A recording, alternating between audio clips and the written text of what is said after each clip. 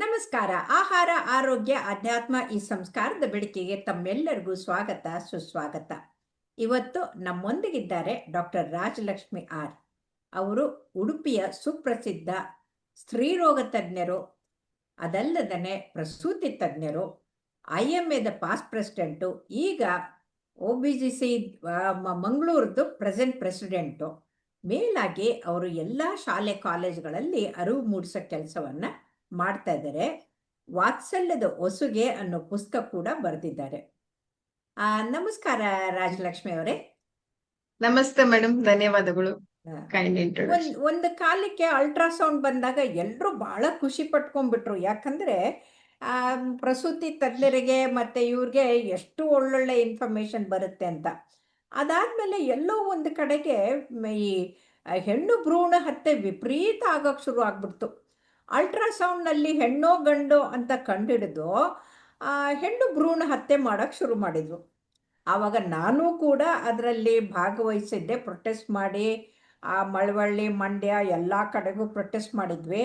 ಅದಾದಮೇಲೆ ಸರ್ಕಾರ PCPNDT ಅಂತ ಆ್ಯಕ್ಟ್ ತಂದರು. ಅದು ಬಂತು. ಅದು ಎಷ್ಟೋ ಜನರಿಗೆ ಇದೇನು PCPNDT ಅಂದರೆ ಗೊತ್ತಿಲ್ಲ. ಅದಲ್ಲದೆ ಇದರಿಂದ ಇಫೆಕ್ಟ್ ಆಗಿ ನಮಗೆ ಎಕೋ ವರ್ಕ್ಶಾಪ್ ಮಾಡಬೇಕು ಅಂದರೆ ನಮ್ಮ ಎಕೋ ಮೆಷಿನನ್ನು ತರೋಕ್ಕಾಗ್ತಾ ಇರಲಿಲ್ಲ. ಕಾನ್ಫರೆನ್ಸ್ ಹಾಲಿಗೆ ತರಬೇಕಂದ್ರೆ ಪರ್ಮಿಷನ್ ತಗೊಳ್ಬೇಕಾಗ್ತಾ ಇತ್ತು. ಈ PCPNDT ಅಂದರೆ ಏನು, ಅದರ ಮಹತ್ವ ಏನು, ಯಾಕೆ ಅದು ಬಂತು ಅಂತ ದಯವಿಟ್ಟು ತಿಳಿಸಿ. ಓಕೆ, ನಮಸ್ತೆ madam, thank you for the ಆಪರ್ಚುನಿಟಿಗೆ. ಈಗ ನೀವು ಆವಾಗ್ಲೇ ಹೇಳಿದಾಗೆ ಸ್ಕ್ಯಾನಿಂಗ್ ಅಂತ, ಅಲ್ಟ್ರಾಸೌಂಡ್ ಅಂತ ಹೇಳುದು ಆಕ್ಚುಲಿ ನಮ್ಗೆ ಒಂದು ಬೂನ್ ಇದ್ದಾಗೆ. ಎಸ್ಪೆಷಲಿ ಆಬ್ಸ್ಟೆಟಿಷಿಯನ್ಸ್ಗೆ ನಾವು ಸ್ಟೆಥೋಸ್ಕೋಪಿಗಿಂತ ಜಾಸ್ತಿಯಾಗಿ ಅಲ್ಟ್ರಾಸೌಂಡ್ ಅನ್ನ ಯೂಸ್ ಮಾಡ್ತೇವೆ. ಆದ್ರೆ ಯಾವತ್ತು ಏನಾಗತ್ತೆ ಅಂದ್ರೆ ಎರಡು ಮುಖಗಳಿರತ್ವಲ್ವ ನಾಣ್ಯಕ್ಕೆ, ಹಂಗೆ ಇದನ್ನ ತಪ್ಪು ಯೂಸ್ ಮಾಡ್ಕೊಂಡವರು, ಮಿಸ್ಯೂಸ್ ಮಾಡ್ಕೊಂಡವರು ಮಗು ಯಾವ ಲಿಂಗ, ಹೆಣ್ಣುನೋ ಗಂಡು ಅಂತ ಹೇಳಿಕ್ ಶುರು ಮಾಡಿದ್ರು. ಆಗ ಹೆಣ್ಣು ಲಿಂಗ ಅಂತ ಹೇಳಿದಾಗ, ಹೆಣ್ಣು ಮಗು ಅಂತಾಗ ಭ್ರೂಣ ಹತ್ಯೆ ಸ್ಟಾರ್ಟ್ ಆಯ್ತು. ಹರಿಯಾಣ, ರಾಜಸ್ಥಾನದಲ್ಲೆಲ್ಲ ಅಂತೂ ನೂತನ ದ್ರೌಪದಿಯರು ಅಂದ್ರೆ ಒಬ್ರು ಹೆಣ್ಣಿಗೆ 5 ಜನ ಗಂಡಂದ್ರು ಹೇಳೋ ಪರಿಸ್ಥಿತಿ ಬಂತು. ಆವಾಗ ನಮ್ಮ ಸರ್ಕಾರ ಎಚ್ಚೆತ್ತುಕೊಂಡು ಈ PCPNDT ಆಕ್ಟ್ ಅಂತ ತಂದಿತ್ತು. PCPNDT ಅಂದ್ರೆ ಪ್ರೀ ಕನ್ಸೆಪ್ಷನ್ ಪ್ರೀ ನೇಟಲ್ ಇದು ಡಯಾಗ್ನೋಸಿಸ್ ಟೆಕ್ನಾಲಜಿ ಅಂತ. ಅಂದ್ರೆ ಪ್ರಸವ ಗರ್ಭಪೂರ್ವ, ಗರ್ಭಿಣಿ ಆಗುವ ಮುಂಚೆ ಪ್ಲಸ್ ಪ್ರಸವ ಪೂರ್ವವಾಗಿ ಅಲ್ಟ್ರಾಸೌಂಡ್ ಕಾಯ್ದೆ, ಅಲ್ಟ್ರಾಸೌಂಡ್ ಉಪಕರಣವನ್ನ ಹೇಗೆ ಬಳಸ್ಕೊಳ್ಬೇಕು, ಏನ್ ಮಾಡ್ಬೋದು ಏನ್ ಮಾಡಬಾರದು ಅಂತ ಹೇಳ್ಕೊಳ್ಲಿಕ್ಕೆ ಉಂಟಾದಂತ ಒಂದು ಕಾಯ್ದೆ. ಈ ಕಾಯ್ದೆ ಪ್ರಕಾರ ನಾವು ಮಗು ಹೆಣ್ಣೋ ಗಂಡೋ ಕೇಳುವಾಗೂ ಇಲ್ಲ, ಹೇಳುವಾಗೂ ಇಲ್ಲ, ಇಬ್ಬರನ್ನು ಶಿಕ್ಷೆಗೆ ಒಳಪಡಿಸ್ಬೇಕಾಗತ್ತೆ. ಪ್ರತಿಯೊಂದು ಗರ್ಭಿಣಿ ನೀವೇನೋ ಹೇಳೋ ಹಾಗಿಲ್ಲ, ಶಿಕ್ಷೆ ಒಳಪಡಿಸ್ಬೇಕಾಗತ್ತೆ ಅಂತ ಹೇಳಿದ್ರಿ. ನೋಡಿ, ಯಾವಾಗ್ಲೂ ಏನೇ ಒಂದು ಕಾಯ್ದೆ ಮಾಡಿದ್ರೆ ಚಾಪೆ ಕೆಳಗಡೆಗೆ ಅಂದ್ರೆ ರಂಗೋಲಿ ಕೆಳಗಡೆ ನುಸುಳೋರು ಇರ್ತಾರೆ. ನಾನು ನೋಡಿದ್ದೀನಿ. ಇದರಲ್ಲಿ ಸ್ಕ್ಯಾನಿಂಗ್ ಸೆಂಟರ್ನಲ್ಲಿ ಒಳಗಡೆಗೆ 2 ಫೋಟೋ, ಒಂದು ಶಿವಂದು ಒಂದು ಪಾರ್ವತಿದು. ಗಂಡಾದ್ರೆ ಶಿವನಿಗೆ ನಮಸ್ಕಾರ ಮಾಡಿ ಅಂತ ಇದ್ರು, ಹೆಣ್ಣಾದ್ರೆ ಪಾರ್ವತಿಗೆ ನಮಸ್ಕಾರ ಮಾಡು ಅಂತ ಇದ್ರು. ಅದು ಯಾಕಂದ್ರೆ ಅಲ್ಲಿ ಕ್ಯಾಮ್ರಾಗಳು ಇರುತ್ತಲ್ಲ, ಆದ್ರೂ ಕೂಡ ಇಷ್ಟ್ರ ಮಟ್ಟಿಗೆ ಶುರು ಮಾಡ್ಬಿಟ್ರು. ಏನಂತೀರಾ, ದುರುಪಯೋಗ ಪಡಿಸ್ಕೊಳ್ಳೋದು ವಿಪರೀತ ಆಗೋಗ್ಬಿಟ್ಟಿತ್ತು. ಗಂಡು ಹೆಣ್ಣಿನ ಅನುಪಾತ ವಿಪರೀತ ಬದಲಾಗೋಗ್ಬಿಟ್ಟಿತ್ತು, ಲಿಂಗಾನುಪಾತ ಕೆಟ್ಟೋಗಿತ್ತು ಮೇಡಮ್. ಅದಕ್ಕೋಸ್ಕರ ಈ ಕಾಯ್ದೆ ಬಂದಿರೋದು. ಈ ಕಾಯ್ದೆ ಪ್ರಕಾರ ಈಗ ನಾವು ಸ್ಕ್ಯಾನಿಂಗ್ ಮಾಡೋ ಮುಂಚೆ ಗರ್ಭಿಣಿ ಮಹಿಳೆಯ ಅನುಮತಿ ಪತ್ರ ತಗೊಳ್ಬೇಕಾಗತ್ತೆ. ನಾನು ಲಿಂಗ ನಿರ್ಧಾರ ಮಾಡಿ ಹೇಳೋದಿಲ್ಲ, ನೀನು ಅದನ್ನ ಕೇಳಬಾರ್ದು ಅಂತ ಅವ್ರು ಸೈನ್ ಮಾಡ್ಕೊಂಡೆ ನಾವು ಸ್ಕ್ಯಾನ್ ರೂಮ್ ಒಳಗೆ ಬಿಡ್ತೀವಿ. ಅವ್ರೊಬ್ರನ್ನೇ ಸ್ಕ್ಯಾನ್ ರೂಮ್ ಒಳಗೆ ಬಿಡ್ತೀವಿ. ಸ್ಕ್ಯಾನ್ ರೂಮ್ ಒಳಗೆ ಮೊಬೈಲ್ ಅದೆಲ್ಲ ತಕೊಂಡ್ಬರೋಂಗಿಲ್ಲ, ರೆಕಾರ್ಡ್ ಮಾಡೋಂಗಿಲ್ಲ. ಇತ್ತೀಚಿನ ಕಾನೂನು ಇದ್ರ ಪ್ರಕಾರ, ಅದರಲ್ಲಿ ತಿದ್ದುಪಡಿ ಆದ ಪ್ರಕಾರ ನಾವ್ ಈವನ್ ಅಟೆಂಡರ್ಸ್ ಅನ್ನು ಒಳಗೆ ಬಿಡ್ತಾ ಇಲ್ಲ. ಸೊ ಯಾವುದೇ ತರವಾಗಿ ಹೇಳುವಾಗಿಲ್ಲ. ಸೊ ಈ ಲಿಂಗಾನುಪಾತ ಏನು ತಪ್ಪಿ ಹೋಗಿತ್ತೋ ಅದು ಸರಿಯಾಗ್ಲಿ ಅಂತ ಹೇಳಿ ಈ ಕಾಯ್ದೆ ಬಂದಂತೆ ಇರುತ್ತೆ. ಅದ ಯಾವ ತರದಲ್ಲೂ ಹೇಳ್ಬಾರ್ದು. ಕೇಳಿದವರು ಶಿಕ್ಷೆಗೊಳಗಾಗ್ತಾರೆ, ಹೇಳಿದವರು ಕೂಡ ಶಿಕ್ಷೆಗೊಳಗಾಗ್ತಾರೆ. ಈ ತರ ಫೋಟೋ ಹಾಕುವಾಗಿಲ್ಲ. ನಾವು ರೂಮ್ ಒಳಗೆ ಹಾಕೊಳ್ಬೇಕು, ಇಲ್ಲಿ ಭ್ರೂಣಲಿಂಗ ಪತ್ತೆ ಮಾಡಲಾಗುದಿಲ್ಲ ಅಂತ ಕ್ಲಿನಿಕ್ ಅಲ್ಲೇ ಎದುರುಗಡೆ ಪೇಷಂಟ್ ಬಂದು ಕೂಡ್ಲೆ ನೋಡುವಾಗ ಹಾಕಿರ್ತೀವಿ, ಸ್ಕ್ಯಾನಿಂಗ್ ರೂಮ್ ಅಲ್ಲೂ ಹಾಕಿರ್ತೀವಿ. ಮಾಡ್ಲಿಕ್ಕೆ ಇಲ್ಲ ಅದು. ಸೊ ಸ್ಕ್ಯಾನಿಂಗ್ ಅಲ್ಲಿ ಬೆನಿಫಿಟ್ ತುಂಬಾ ಇದೆ. ಗರ್ಭಿಣಿಯರ ಹೌದು ಸ್ಕ್ಯಾನಿಂಗ್ ಹೌದು ಅಲ್ಲಿ. ಹೌದು ಆದ್ರೆ ಇದೊಂದನ್ನ ಮಾತ್ರ ಮಾಡ್ಲಿಕ್ಕೆ ಹೋಗಿ ಆ ಹೌದು ಕಾನೂನು ಹೌದು ಬರ್ಬೇಕಾಯ್ತು. ಇದು ಒಂದು ಕಪ್ಪು ಚುಕ್ಕೆಯಿಂದ ಅದಕ್ಕೆ ಒಂದು ಇದು ಬಂತು, ಅಪವಾದ ಬಂತು ಹೊರತಾಗಿ ಈ ಸ್ಕ್ಯಾನಿಂಗ್ ಅನ್ನೋದು ಎಷ್ಟೋ ಸಾವು ನೋವುಗಳನ್ನು ಕಡಿಮೆ ಮಾಡಿದೆ. ಎಷ್ಟೋ ಗೊತ್ತಾಗ್ದೇ ಹುಟ್ಟುವಂಥ ಈ ಅನುವಂಶಿಕವಾಗಿ ಬಂದಂಥ ಕಾಯಿಲೆಗಳು ಇದೆಲ್ಲವೂ ಕೂಡ ಕಂಡುಹಿಡಿಯೋದು ಇದರಿಂದ ಸುಲಭ ಆಯಿತು. ಹಾಗಾಗಿ ನೀವು ಇದನ್ನ ಅಲ್ಟ್ರಾಸೌಂಡನ್ನು ಅಥವಾ ಸ್ಕ್ಯಾನನ್ನು ಯಾವಾಗ, ಹೇಗೆ, ಯಾಕೆ ಮಾಡ್ತೀರಿ ಅಂತ ತಿಳಿಸಿ. ಓಕೆ ಮೇಡಮ್, ಖಂಡಿತವಾಗಿ. ಸ್ಕ್ಯಾನ್ ಅಲ್ಲಿ ಈಗ ಅಲ್ಟ್ರಾಸೌಂಡ್ ಗರ್ಭಿಣಿಗೆ ಮಾಡುವಾಗ ನಾವು 2 ವಿಧವಾಗಿ ಮಾಡ್ತೇವೆ. ಕಿಬ್ಬೊಟ್ಟೆಯ ಮೇಲಿಂದ ಮಾಡ್ತೇವೆ, ಅದನ್ನ ಟ್ರಾನ್ಸ್ ಅಬ್ಡಾಮಿನಲ್ ಸ್ಕ್ಯಾನ್ ಅಂತ ಹೇಳ್ತೇವೆ. ಯೋನಿ ಒಳಗಿಂದ ಮಾಡ್ತೇವೆ, ಅದನ್ನ ಟ್ರಾನ್ಸ್ ವೆಜೈನಲ್ ಸ್ಕ್ಯಾನ್ ಅಂತ ಹೇಳ್ತೇವೆ. ಸಾಧಾರಣವಾಗಿ ಫಸ್ಟ್ ಟ್ರೈಮಿಸ್ಟರ್ ಅಲ್ಲಿ 3 ತಿಂಗಳು ಕಳೆಯುವವರೆಗೆ 12 ವಾರಗಳ ಒಳಗೆ ಯೋನಿಯ ಒಳಗಿಂದ ಸ್ಕ್ಯಾನಿಂಗ್ ಮಾಡ್ತೇವೆ. ಯಾಕೆ ಯೋನಿ ಒಳಗಿಂದ ಸ್ಕ್ಯಾನಿಂಗ್ ಮಾಡ್ತೇವೆ ಅಂದ್ರೆ ಅದು ಗರ್ಭಕೋಶ ಹಾಗೂ ಅಂಡಾಶಯಗಳಿಗೆ ಅತಿ ಸನಿಹದಲ್ಲಿ ನಮ್ಗೆ ಅಲ್ಲಿ ಒಳಗಿರುವ ಡೀಟೇಲ್ಸ್ ಅನ್ನ ತೋರಿಸ್ಕೊಡುತ್ತೆ. ಯಾಕಂದ್ರೆ ಅದಕ್ಕಾಗಿ ತುಂಬಾ ಅದನ್ನ ಮಾಡೋದು. ಚಿಕ್ಕದಿರುತ್ತೆ, ತುಂಬಾ ಚಿಕ್ಕದಿರೋದು ಹೌದು, ಹತ್ತಿರದಿಂದ ನೋಡಿದ್ರೆ ತುಂಬಾ ಚೆನ್ನಾಗಿ ದೊಡ್ಡದಾಗಿ ಕಾಣುತ್ತೆ ಅಂತ. ಹೌದು, ಮ್ಯಾಗ್ನಿಫೈ ಆಗಿ ಕಾಣುತ್ತೆ ಹತ್ರದಿಂದ ಕಾಣುತ್ತೆ. ಕಾಣ್ಲಿಕ್ಕೆ ಆಗತ್ತೆ ಅಂತ ಹೇಳಿ. 12 ವಾರಗಳಾದ್ಮೇಲೆ ಗರ್ಭಕೋಶ ಕಿಬ್ಬೊಟ್ಟೆಯಿಂದ ಮೇಲೆ ಬರುತ್ತೆ. ಆಮೇಲೆ ಅಬ್ಡಾಮಿನಲ್ ಸ್ಕ್ಯಾನಿಂಗ್, ಹೊಟ್ಟೆ ಮೇಲಿಂದ ಸ್ಕ್ಯಾನಿಂಗ್ ಮಾಡ್ತೇವೆ. ಹೊಟ್ಟೆ ಮೇಲಿನ ಸ್ಕ್ಯಾನಿಂಗ್ 3 ತಿಂಗಳ ಒಳಗೆ ಮಾಡ್ಬೇಕು ಅಂದ್ರೆ ಮೂತ್ರಕೋಶ ಫುಲ್ ಆಗಿರ್ಬೇಕಾಗತ್ತೆ, ಮೂತ್ರಕೋಶ ತುಂಬಿಕೊಂಡಿರ್ಬೇಕಾಗತ್ತೆ. ಅದು ಹಾ ಹಾ ಗರ್ಭಿಣಿಯರಿಗೆ ಕಷ್ಟ ಆಗತ್ತೆ, ಕೆಲವೊಮ್ಮೆ ಮೂತ್ರ ಹ್ಮ್ ಹಿಡ್ಕೊಳಕ್ ಆಗಲ್ಲ. ಆವಾಗಲೂ ವೆಜೈನಲ್ ಸ್ಕ್ಯಾನ್ ಈಸಿಯಾಗಿ ಆಗತ್ತೆ. ಸೊ ಹ್ಮ್ ಇನ್ ನಾವು ಎಷ್ಟು ಸಲ ಸ್ಕ್ಯಾನ್ ಮಾಡ್ತೀವಿ? ಮಿನಿಮಮ್ 5 ಸ್ಕ್ಯಾನ್ ಬೇಕಾಗತ್ತೆ. ಹ್ಮ್ ಮೊದಲನೇದು ಗರ್ಭಿಣಿ ಅಂತ ಗೊತ್ತಾದ ಕೂಡಲೇ ಒಂದು 6 ವಾರ ಆಗುವಾಗ ಅವಳ ಗರ್ಭಕೋಶದ ಒಳಗಿದೆಯೋ ಹೊರಗಿದೆಯೋ ಅಂತ ನೋಡ್ಲಿಕ್ಕೆ. ಅಂದ್ರೆ ಒಂದು ಮಗು ಎಕ್ಟೋಪಿಕ್ ಇದೆಯೋ, ಪ್ರೆಗ್ನೆನ್ಸಿ ಅವಳಿ ಇದೆಯೋ ಮಕ್ಕಳು, ಅಥವಾ ಒಳಗಡೆಗಿದೆನೋ ಅಂತ ಗೊತ್ತಾಗತ್ತೆ. ಹಾ, ಇಂಟ್ರೈಟ್ರೈನ್ ಅಥವಾ ಎಕ್ಟೋಪಿಕ್ ಇದೆಯೋ ಅಂತ. ಒಂದು ಹ್ಮ್ ಮಗು ಇದೆಯೋ ಅಥವಾ ಅವಳಿ ಜವಳಿ ಇದ್ದಾವೋ, ಡಬಲ್ ಹ್ಮ್ ಮಕ್ಕಳು ಮಲ್ಟಿಪಲ್ ಪ್ರೆಗ್ನೆನ್ಸಿ ಇದ್ದಾವೆ ಅಂತ. ಆಮೇಲೆ ಮಗು ತನ್ನ ಹಾರ್ಟ್ ಬೀಟ್ ಅನ್ನ, ಕಾರ್ಡಿಯಾಕ್ ಆಕ್ಟಿವಿಟಿ ಮಗು ಇದು ಸ್ಟಾರ್ಟ್ ಆಗಿದೆಯೋ ಅಂತ ನೋಡ್ಲಿಕ್ಕೆ ಕೂಡ ಹೌದು, ಇದನ್ನ 6ನೇ ನಾವು ವಾರಕ್ಕೆ ಶುರು ಮಾಡ್ತೇವೆ. ಆಗತ್ತೆ. ಹೌದು ಹೌದು ಶುರು ಆಗತ್ತೆ, ಆವಾಗ ನೋಡ್ಕೊಳ್ತೇವೆ. ನೆಕ್ಸ್ಟ್ ಹ್ಮ್ ಸ್ಕ್ಯಾನಿಂಗ್ ಅನ್ನ ಯೂಶಲಿ 11ರಿಂದ 14 ವಾರದ ಸ್ಕ್ಯಾನಿಂಗ್ ಅಂತ ಹೇಳ್ತೇವೆ. ಈ ಹ್ಮ್ ಟೈಮ್ ಅಲ್ಲಿ ನಾವು ಸ್ಪೆಷಲ್ ಆಗಿ ಇದನ್ನ ಮಾಡುವಂತದ್ದು ಮಗುವಿನ ಕುತ್ತಿಗೆ ಹಿಂಭಾಗದ ದಪ್ಪ, ನ್ಯೂಕಲ್ ಟ್ರಾನ್ಸ್ಲೂಸೆನ್ಸಿ ಅಂತ ಹೇಳ್ತೇವೆ. ಅದನ್ನ ಪತ್ತೆ ಥಿಕ್ನಿಂಗ್. ಹಚ್ಚಲಿಕ್ಕೆ ಅದು 3ರ ಒಳಗಿರ್ಬೇಕು. ಅದು ನಮ್ಗೆ ಮುಂದೆ ಬರಬಹುದಾದಂತಹ ನರಗಳ ಪ್ರಾಬ್ಲಮ್ ಅನ್ನ ಹೇಳಿಕೊಡ್ತದೆ. ಹಾಗೆ ಡೌನ್ ಸಿಂಡ್ರೋಮ್, ನಮ್ಮ ಕ್ರೋಮೋಸೋಮ್ ಅಲ್ಲಿ ಹೇಳಿದ್ರಿ ನೀವು ಅವಾಗ, ಕ್ರೋಮೋಸೋಮ್ ಅಲ್ಲಿ ವ್ಯತ್ಯಾಸವಾಗಿ ಡೌನ್ ಸಿಂಡ್ರೋಮ್, ಟರ್ನಸ್ ಸಿಂಡ್ರೋಮ್ ಅದ್ಯಾವ್ದಾದ್ರೂ ಬರುದಿದ್ರೆ ಅದರ ಬಗ್ಗೆ ಕೂಡ ಮುನ್ಸೂಚನೆ ಕೊಡ್ತದೆ. ಅದ್ರ ಜೊತೆಗೆ ಇವಾಗ ನಾವು ಈ 11 to 14 ವೀಕ್ಸ್ ಅಲ್ಲೇ ಅರ್ನಿ ಅನಾಮಲಿ ಸ್ಕ್ಯಾನ್ ಅಂತ ಮಾಡ್ಕೊಳ್ತೀವಿ. ಕೆಲವೊಮ್ಮೆ ಪದೇ ಪದೇ ಮಕ್ಕಳ ಊನತೆ ಇದ್ದ ಮಕ್ಕಳು ಹುಟ್ಟಿಕೊಂಡಿದ್ರೆ ಈ ಮಗುವನ್ನ ಈಗಿನ ಸ್ಕ್ಯಾನಿಂಗ್ ಮೆಷಿನ್ ಇದು ರೆಸಲ್ಯೂಷನ್ ತುಂಬಾ ಚೆನ್ನಾಗಿರುವ ಕಾರಣ ಬಹು ಬೇಗನೆ ಈ ನ್ಯೂನತೆಗಳನ್ನ ನೋಡ್ಲಿಕ್ಕೆ ಆಗತ್ತೆ. ಅದನ್ನು ಕಂಡುಹಿಡಿಬಹುದು. ಹೌದು ಮಾಡ್ತೀವಿ. ಹೌದು ಜೊತೆಗೆ ನಮ್ಮ ಆರ್ಟ್ರಿಗಳನ್ನ, ನಾಳಗಳಲ್ಲಿನ ರಕ್ತ ಹೇಗೆ ಸಂಚಲನೆ ಇದೆ ನೋಡ್ಕೊಂಡು ಡಾಪ್ಲರ್ ಸ್ಕ್ಯಾನ್ ಮಾಡಿ ಆ ಗರ್ಭಿಣಿಗೆ ಮುಂದೆ ಪ್ರೆಷರ್ ಪ್ರಾಬ್ಲಮ್, ಹೈಪರ್ ಟೆನ್ಷನ್ ಬರ್ಬೋದಾ, ರಕ್ತದೊತ್ತಡ ಬರ್ಬೋದಾ ಅದನ್ನು ಹೇಳ್ತೀವಿ.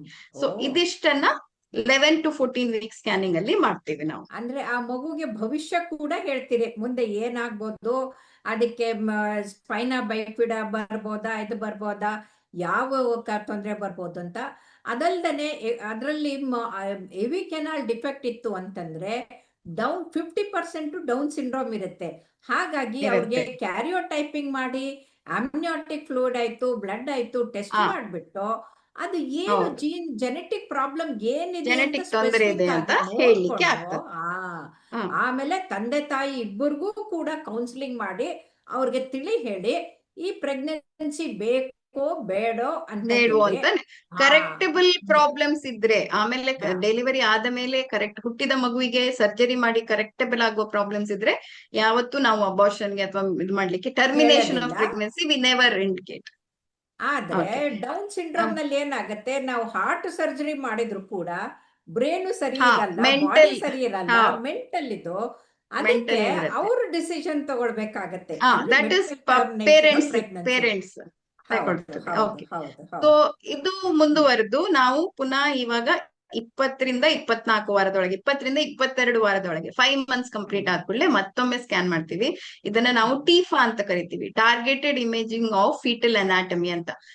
ಮಗುವಿನ ದೇಹದ ಪ್ರತಿಯೊಂದು, ಹಾರ್ಟ್ ಆಗಿರ್ಬೋದು, ಬ್ರೈನ್ ಆಗಿರ್ಬೋದು, ಕಿಡ್ನಿ, ಲಿವರ್ ಎಲ್ಲವನ್ನು ನೋಡಿ ಇದರಲ್ಲಿ ಯಾವ್ದಾದರೂ ಕಂಜನೈಟಲ್ ಅನಾಮಲೀಸ್ ಹುಟ್ಟಿದಾಗ್ಲೇ ಕಂಡುಕೊಳ್ಳುವಂತ ತೊಂದರೆಗಳಿದ್ಯಾ, ಅದು ಮಗುವಿಗೆ ಅದನ್ನ ತಡ್ಕೊಳ್ಲಿಕ್ಕೆ ಆಗ್ತದೆಯಾ, ಅಥವಾ ಮಗು ಮುಂದೆ ಚೆನ್ನಾಗಿ ಹುಟ್ಟುತ್ತದೋ ಇಲ್ವೋ ಅಂತ ಹೇಳಿ ಕಂಡು ಹಿಡಿಲಿಕ್ಕೆ ಆಗ್ತದೆ. ಹಾಗೆ 24 ವೀಕ್ಸ್ ಆಗುವಾಗ ನಾವು ಫೀಟಲ್ ಇಕೋ ಅಂತ, ತಾಯಿಯ ಉದರದೊಳಗೆ ಮಗುವಿನ ಹಾರ್ಟ್ ಅನ್ನ ಸ್ಕ್ಯಾನ್ ಮಾಡಿ ನೋಡಿ, ಇಕೋ ಮಾಡಿ ಸ್ಕ್ಯಾನ್ ಮಾಡ್ಲಿಕ್ಕೆ ಆಗತ್ತೆ. ಸೊ ಇದು ಈ ಟೈಮ್ ಅಲ್ಲಿ ಒಂದು ವಿಶೇಷ ಅಂದ್ರೆ ಫೀಟಲ್ ಎಕೋದು, ಅದು ಫೀಟಲ್ದು ECG ತರಾನು ನಾವು ಕೌಂಟ್ ಮಾಡ್ಬೋದು. ಅದ್ರದ್ದು ಫೀಟಸ್ದು ಅಂದ್ರೆ ಭ್ರೂಣದ ಹಾರ್ಟ್ ರೇಟ್ ಎಷ್ಟಿದೆ, ರೆಗ್ಯುಲರ್ ಆಗಿದೆನೋ ಇಲ್ವೋ ಅದು ಕೂಡ ಕಂಡುಹಿಡಿಬಹುದು. ಅದ್ರ ಜೊತೆಗೆ ಪ್ಲಾಸೆಂಟಾದು ರಕ್ತನಾಳಗಳಿದೆ ಅಲ್ಲ, ಅದ್ರಲ್ಲಿ ಪ್ರೆಷರ್ ಹೇಗಿದೆ, ಅದಕ್ಕೇನು ರಕ್ತ ಸರಬರಾಜು ಸರಿ ಆಗುತ್ತೋ ಇಲ್ಲೋ ಅದು ಕೂಡ ಕಂಡುಹಿಡಿಬಹುದು, ನೋಡ್ಲಿಕ್ಕೆ ಆಗತ್ತೆ. ಅದು ನೆಕ್ಸ್ಟ್ ನಾವು 28 ವಾರ ದಾಟಿದ ಮೇಲೆ ಮೊದಲನೇದಾಗಿ ಗ್ರೋತ್ ಸ್ಕ್ಯಾನಿಂಗ್ ಅಂತ ಮಾಡ್ತದೆ. ಮಗುವಿನ ಬೆಳವಣಿಗೆ ಹೇಗಿದೆ, ಮಗುವಿನ ತೂಕ ಹೇಗಿದೆ, ಮಗುವಿನ ಆಕ್ಟಿವಿಟಿ ಹೇಗಿದೆ, ಗರ್ಭಾಶಯದೊಳಗಿರುವ ನೀರಿನ ಅಂಶ ಲೈಕ್ ಎಮ್ನಿಯೋಟಿಕ್ ಫ್ಲೂಯಿಡ್ ಸರಿಯಾಗಿದೆಯೋ ಇಲ್ವೋ, ಪ್ಲಾಸೆಂಟಾ ಹೇಗೆ ಬೆಳವಣಿಗೆ ಆಗ್ತಾ ಇದೆ, ಅದು ಎಲ್ಲಿದೆ, ಗರ್ಭಕೋಶದ ಕೆಳಭಾಗದಲ್ಲಿ ಇದೆಯೋ ಮೇಲಿದೆಯೋ ಇದೆ. ಹಾಗೆ ಮಗುವಿನ ಕೆಲವು ಅಳತೆಗಳನ್ನ ತೆಗಿತೇವೆ ನಾವು, ತಲೆ ಸುತ್ತಳತೆ, ಹೊಟ್ಟೆ ಸುತ್ತಳತೆ, ಕಾಲಿನ ಇದರದ್ದು ಫೀಮರ್ ಲೆಂತ್ ನೋಡ್ಬಿಟ್ಟು ಒಂದು ವೆಯ್ಟ್ ಅನ್ನ ಎಸ್ಟಿಮೇಟ್ ಮಾಡ್ತೇವೆ. ಎಸ್ಟಿಮೇಟೆಡ್ ಡೆಲಿವರಿ ವೆಯ್ಟ್ ಎಷ್ಟು ಇರ್ಬೋದು ಮಗುವಿದ್ದು ಅಂತ ಹೇಳಿ ಮಾಡ್ಲಿಕ್ಕೆ ಮಾಡ್ತೀರಿ. ಅದ್ರ ಜೊತೆಗೆ ನೀವ್ ಹೇಳಿದ್ರಲ್ಲ ಪ್ಲಾಸೆಂಟಾ ಎಲ್ಲಿದೆ ಅಂತ, ಹಳೆ ಕಾಲಕ್ಕೆ ಈ ಅಲ್ಟ್ರಾಸೌಂಡ್ ಬರೋ ಮೊದಲು ಪ್ಲಾಸೆಂಟಾ ಪ್ರಿವಿಯಾ ಇದ್ರೆ ಬ್ಲೀಡಿಂಗ್ ಶುರು ಆಗ್ಬಿಟ್ಟು ತಾಯಂದ್ರನ್ನ ಕಳ್ಕೊಳ್ತಾ ಇದ್ರು. ಈಗ ಅದನ್ನ ಅವಾಯ್ಡ್ ಮಾಡ್ಬಿಟ್ಟು ಸಿಸೇರಿಯನ್ ಮಾಡಬಹುದು. ಹೌದು ಹೌದು ಹೌದು. ಹಾಗೆ ಇನ್ನು ಮುಂದುವರೆದು ನೀವು ಅವಾಗ್ಲೇ ಹೇಳಿದಾಗೆ ಕೆಲವೊಮ್ಮೆ BP ಇದ್ರೆ, ಅಥವಾ ತಾಯಿಯಲ್ಲಿ ಮಧುಮೇಹ ಇದ್ರೆ, ತಾಯಿಯ ವಯಸ್ಸು ಹೆಚ್ಚಾಗಿದ್ರೆ, ಕೆಲವೊಮ್ಮೆ ಇಡಿಯೋಪತಿ ಕಾರಣಗಳಿಲ್ಲದೆ ಮಗುವಿಗೆ ರಕ್ತ ಸರಬರಾಜು ಸರಿಯಾಗದೆ ನಾವು ಫೀಟಲ್ ಗ್ರೋತ್ ರಿಸ್ಟ್ರಿಕ್ಷನ್ ಅಂತ ಹೇಳ್ತೇವೆ. ಆವಾಗ ನೀವ್ ಹೇಳಿದಂಗೆ ಡಾಪ್ಲರ್ ಸ್ಕ್ಯಾನ್ ಮಾಡ್ತೇವೆ. ಫೀಟಲ್ ಅನಾಟಮಿಕ್ ಆಂಟಿನೇಟಲ್ ಡಾಪ್ಲರ್ ಅಂತ ಮಾಡ್ತೇವೆ. ಆವಾಗ ನಾವು ಮಗುವಿಗೆ ರಕ್ತ ಸಂಚಾರ ಚೆನ್ನಾಗಿ ಹೋಗ್ತಾ ಇದೆಯಾ ಅಂತ ನೋಡ್ಲಿಕ್ಕೆ ಈ ಸ್ಕ್ಯಾನಿಂಗ್ ಅನ್ನ ಮಾಡ್ತೇವೆ. ಹಾಗೆಯೇ ಇನ್ನು ಮುಂದುವರಿದು ಡೆಲಿವರಿ ಟೈಮ್ ಹತ್ರ ಬರುವಾಗ ಮಗುವಿನ ಪೊಸಿಷನ್ ಹೇಗಿದೆ, ಮಗುವಿನ ತಲೆ ಭಾಗ ಕೆಳಗಿದೆಯೋ, ಮಗುವಿನ ಕಾಲಿನ ಭಾಗ ಕೆಳಗಿದೆಯೋ ಅದನ್ನು ನೋಡ್ಲಿಕ್ಕೆ ಕೂಡ ಸ್ಕ್ಯಾನಿಂಗ್ ಮಾಡ್ತೇವೆ. ಇನ್ನೊಂದು ವೆಜೈನಲ್ ಸ್ಕ್ಯಾನಿಂಗ್ ನಾನು ಫಸ್ಟ್ 3 ತಿಂಗಳಲ್ಲಿ ಮಾತ್ರ ಮಾಡ್ತೇವೆ ಹೇಳಿದೆ, ಆಮೇಲೆನೂ ಮಾಡ್ತೇವೆ. ಯಾಕೆಂತ ಹೇಳಿದ್ರೆ ಕೆಲವೊಮ್ಮೆ ಅವಧಿ ಪೂರ್ವ ಡೆಲಿವರಿ ಆಗಿರುತ್ತೆ, ಕೆಲವರಿಗೆ ಸೆಕೆಂಡ್ ಟ್ರೈಮಿಸ್ಟರ್ ಮಿಸ್ಕ್ಯಾರೇಜ್ ಆಗಿರುತ್ತೆ. ಅಂತವರಿಗೆ ಸರ್ವೈಕಲ್ ಲೆಂತ್ ಅಂತ ಇರತ್ತೆ, ಗರ್ಭಕೋಶದ ಕತ್ತಿನ ಲೆಂತ್ ಉದ್ದ ಅದು ಚಿಕ್ಕದಾಗ್ತಾ ಇದೆಯಾ ಅಂತ ನೋಡ್ಲಿಕ್ಕೆ ಕೂಡ ನಾವು ವೆಜೈನಲ್ ಸ್ಕ್ಯಾನಿಂಗ್ ಅನ್ನ ಮಾಡ್ತೇವೆ. ಹಾಗೆ ಮಾಡ್ತೇವೆ. ಸೊ ಇಷ್ಟು ಸಲ ಮಾಡ್ತೇವೆ ನಾವು ಸ್ಕ್ಯಾನಿಂಗ್ ಅನ್ನ. ಕೆಲವೊಮ್ಮೆ 5 ಸಲ. ಹೈ ರಿಸ್ಕ್ ಪ್ರೆಗ್ನೆನ್ಸಿ ಇದ್ದವರಲ್ಲಿ ಇದು ಜಾಸ್ತಿ ಸಲ ಇರ್ಬೋದು, ಯಾಕೆಂದ್ರೆ ಅವರಿಗೆ ನಾವು ಮಗುವಿನ ಬೆಳವಣಿಗೆ ನೋಡ್ತಾ ಇರ್ಬೇಕಾಗತ್ತೆ. ಸೊ ಅವರಲ್ಲಿ ಹೆಚ್ಚು ಸಲ ಇದನ್ನ ಮಾಡ್ಬೇಕಾಗಿ ಬರುತ್ತೆ. ಸೊ ಹಾಗಾಗಿ ಯಾರು ಅಜ್ಞಾನಿಗಳಾಗಿರ್ತಾರೋ ಅವರು ದೂಷಿಸ್ಬೋದು, ಏನಪ್ಪಾ ಬರೀ ಅಲ್ಟ್ರಾಸೌಂಡ್ ಅಂತ ಪದೇ ಪದೇ ಮಾಡಿಸ್ತಾ ಇದ್ದಾರೆ ಅಂತ. ಆದ್ರೆ ಅವ್ರು ಅರ್ಥ ಮಾಡ್ಕೊಳ್ಬೇಕು, ಇದು ಪದೇ ಪದೇ ಮಾಡೋದು ಕಾರಣ ಏನು ಅಂದ್ರೆ ಮಗು ಹೇಗೆ ಬೆಳೀತಾ ಇದೆ, ಮಗನಲ್ಲಿ ಇರುವಂತ ತೊಂದರೆಗಳು ನ್ಯೂನತೆ ಹೆಚ್ಚಿದೆನೋ ಅಥವಾ ಕಷ್ಟ ಇದೆನೋ ಏನು ಅಂತ ನೋಡೋದು. ಇದನ್ನೆಲ್ಲವೂ ಕೂಡ ಮುಂದೆ ಯಾವುದು ತೊಂದರೆ ಆಗದಂತೆ ತಾಯಿ ಮಗು ಇಬ್ರು ಚೆನ್ನಾಗಿರ್ಬೇಕು ಅನ್ನೋ ಒಂದೇ ಒಂದು ಇದರಿಂದ ನೀವು ಸ್ಕ್ಯಾನಿಂಗ್ ಮಾಡಿಸ್ತಾ ಇರ್ತೀರಿ, ಅದನ್ನ ಅರ್ಥ ಮಾಡ್ಕೋಬೇಕು ಅವರು. ಹೌದು, ಅದರಿಂದ ಮಗುವಿಗೆ ಆಗ್ಲಿ ತಾಯಿಗೆ ಆಗ್ಲಿ ಯಾವುದೇ ತೊಂದರೆಗಳಿರುವುದಿಲ್ಲ. ಕೆಲವೊಮ್ಮೆ ನಾವು ಫೀಟಲ್ ಅನಾಟಮಿ ಸ್ಟಡಿ ಮಾಡುವಾಗ ಮಗು ತಲೆ ಕೆಳಗಾಗಿ ಮಲಗಿದ್ರೆ, ಬೆನ್ನು ಮೇಲಿದ್ರೆ ಮಗುವಿನ ಫೇಸ್ ನೋಡ್ಲಿಕ್ಕೆ ಆಗುದಿಲ್ಲ, ಮುಖ ನೋಡ್ಲಿಕ್ಕೆ ಆಗುದಿಲ್ಲ. ಸೊ ನಾವು 2-3 ಸಲ ಮಾಡ್ಬೇಕಾಗಿ ಬರುತ್ತೆ, ತುಂಬಾ ಹೊತ್ತು ನೋಡ್ಬೇಕಾಗಿ ಬರುತ್ತೆ. ಎಸ್ಪೆಷಲಿ ಟ್ವಿನ್ಸ್ ಎಲ್ಲ ಇದ್ರೆ ಯಾವ ಮಗು ಇದು ಹೇಗಿದೆ ಅಂತ ನೋಡ್ಲಿಕ್ಕೆ ಸೊ ಟೈಮ್ ಜಾಸ್ತಿ ಇರುತ್ತೆ. ಬಟ್ ಇದರಲ್ಲಿ ಉಂಟಾಗುವಂತ ಹೀಟ್ ಆಗ್ಲಿ ಅಥವಾ ರೇಡಿಯೇಷನ್ ಆಗ್ಲಿ ತಾಯಿಗಾಗ್ಲಿ ಮಗುವಿಗಾಗ್ಲಿ ಹಾನಿಕಾರಕ ಆಗುದಿಲ್ಲ. ಸೊ ಅದನ್ನ ನಾವು ಅವರಿಗೆ ಅರಿವಳಿಕೆ ಮಾಡಿ. ಹೌದು, ನೀವು ಟ್ವಿನ್ಸ್ ಅಂದಾಗ ನೆನಪಾಯ್ತು, ನನಗೊಂದು ಟ್ರಿಪ್ಲೆಟ್ ಅಂದ್ರೆ 3 ಬಂದಿತ್ತು. ಅದ್ರಲ್ಲಿ 2ಕ್ಕೆ ಮಾತ್ರ ಹಾರ್ಟ್ ಬೀಟಿಂಗ್ ಇತ್ತು, 3ನೇದಕ್ಕೆ ಇರ್ಲಿಲ್ಲ. ಅದು ಒಳಗಡೆಗೆ ಸತ್ತು ಹೋಗ್ಬಿಟ್ಟಿತ್ತು. ಇದನ್ನೆಲ್ಲವೂ ಕೂಡ ನಾವು ಮೊದಲೇ ಹೇಳಿದ್ರೆ ನೀವು ಡೆಲಿವರಿ ಮಾಡಕ್ಕೆ, ಆಮೇಲೆ ಈ ಟ್ವಿನ್ಸ್ ನಲ್ಲಿ ಯಾವ್ದು ಬಡಿತಾ ಇದೆ ಯಾವ್ದು ಬಡಿತಾ ಇಲ್ಲ ಅಂತ ಗೊತ್ತಾದ್ರೆ ನೀವು ಅದಕ್ಕೆ ಒಂದನ್ನಾದ್ರೂ ಉಳಿಸೋ ಪ್ರಯತ್ನವನ್ನ ನೀವು ಮಾಡ್ಬೋದಲ್ವೇ? ಮಾಡ್ತೇವೆ. ಹೌದು. ಇನ್ನು ಮುಂದುವರಿದು ಮೇಡಮ್, ಇವಾಗ ಏನ್ ಬಂದಿದೆ ಅಂದ್ರೆ ಫೀಟಲ್ ಇಂಟರ್ವೆನ್ಷನ್ಸ್, ಮಗುವಿನ ಯುಟ್ರಸ್ ಒಳಗಡೆ ಹೌದು ಇರುವಾಗನೇ ಹೌದು ಈ ಅಲ್ಟ್ರಾಸೌಂಡ್ ಉಪಯೋಗಿಸಿ ಕೆಲವೊಂದು ಹಾರ್ಟ್ ಸರ್ಜರೀಸು ಆಗಿರ್ಬೋದು. ಹಾಗೆ ಬ್ಲಡ್ ಟ್ರಾನ್ಸ್ಫ್ಯೂಷನ್, ಮಗುವಿಗೆ RH ನೆಗೆಟಿವ್ ಪ್ರೆಗ್ನೆನ್ಸಿ ಇದ್ದಲ್ಲಿ ಮಗುವಲ್ಲಿ ಅನಿಮಿಯಾ ಆಗ್ತಾ ಇದೆ ಅಂದ್ರೆ ಟ್ರಾನ್ಸ್ಫ್ಯೂಷನ್ಸ್ ಕೂಡ ಮಾಡ್ತಾರೆ. ಕೆಲವು ಟ್ವಿನ್ ಟು ಟ್ವಿನ್ ಟ್ರಾನ್ಸ್ಫ್ಯೂಷನ್ ಆಗ್ತಾ ಇದ್ರೆ, ಹೆಚ್ಚು ರಕ್ತನಾಳಗಳಿದ್ರೆ ಅವುಗಳಿಗೆ ಕೂಡ ಟ್ರೀಟ್ಮೆಂಟ್ಗೋಸ್ಕರ ಕೂಡ ಇದನ್ನ ಬಳಸ್ತಾರೆ. ಇತ್ತೀಚೆಗಂತೂ ನಾವು ಲೇಬರ್ ರೂಮ್ ಅಲ್ಲಿ ಕೂಡ during labour when there is some obstruction or something, just to see where till, ಮಗು ಎಲ್ಲಿವರೆಗೆ ಬಂದಿದೆ ಅಂತ ನೋಡ್ಲಿಕ್ಕೆ ಕೂಡ ಈ ಅಲ್ಟ್ರಾಸೌಂಡ್ ಅನ್ನ ಬಳಸ್ಕೊಳ್ತೇವೆ. ಸೊ ನಾನು ಹೌದು ಆವಾಗ್ಲೇ ಹೌದು ಹೇಳಿದಾಗೆ ಸ್ಟೆಥೋಸ್ಕೋಪ್ ಗಿಂತ ಜಾಸ್ತಿಯಾಗಿ ಆಬ್ಸ್ಟೆಟಿಷಿಯನ್ ಹೌದು ಬಳಸುವಂತದ್ದು ಹೌದು ಅಲ್ಟ್ರಾಸೌಂಡ್ ಪ್ರೋಬ್ ಅನ್ನ. ಸ್ಟೆಥೋಸ್ಕೋಪ್ ನಲ್ಲಿ ಕೇಳೋದೇ ಬಹಳ ಕಡಿಮೆ. ಹಾರ್ಟ್ ಸೌಂಡ್ಸ್ ಕೇಳ್ಬೋದಷ್ಟೇ, ಇನ್ನೇನು ಗೊತ್ತಾಗಲ್ಲ. ನೀವು ಹೇಳಿದ ಹಾಗೆ ನಾವು ಬಲೂನ್ ಹಾಕಿ aortic stenosis, pulmonary stenosis critical ಇದ್ರೆ ಒಳಗಡೆ ತಾಯಿ ಗರ್ಭದಲ್ಲಿದ್ದಾಗಲೇ ಮಾಡಿ ಮಗು ಸ್ಟಿಲ್ ಬರ್ತ್ ಆಗೋದನ್ನ ಉಳಿಸ್ಬೋದು. ಸೊ ತುಂಬಾ ಹೌದು. ತುಂಬಾ ಧನ್ಯವಾದಗಳು ಡಾಕ್ಟರ್ ರಾಜಲಕ್ಷ್ಮಿ ಅವರೇ. ಇಷ್ಟು ಚೆನ್ನಾಗಿ ನೀವು ಈ ಅಲ್ಟ್ರಾಸೌಂಡ್ ಸ್ಕ್ಯಾನಿಂಗ್ ಬಗ್ಗೆ, ಅದು PNDT ರೂಲ್ ಆಕ್ಟ್ ಬಗ್ಗೆ ಹೇಳ್ಕೊಟ್ರಿ. ಧನ್ಯವಾದಗಳು.